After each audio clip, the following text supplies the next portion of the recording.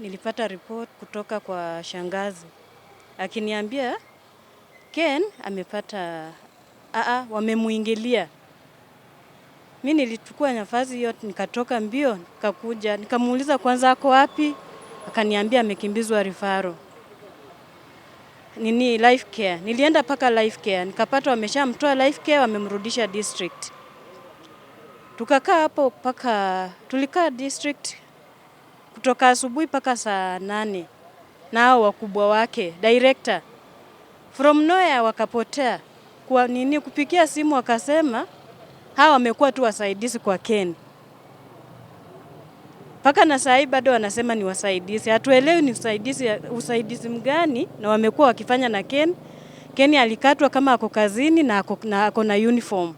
Huyu ndugu yangu alipata majeraha kama ako kazini.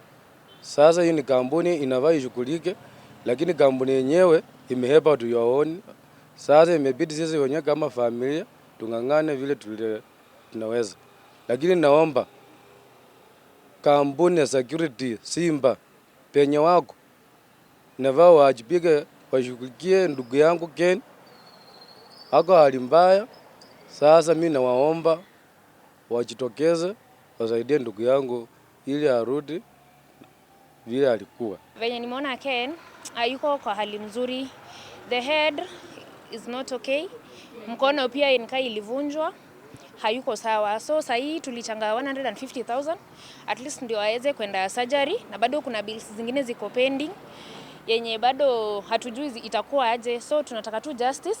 Kampuni yenye my brother alikuwa anafanyia kazi kama wanaweza come through, juu wameshinda wakisema tu wana discuss wanafanya something.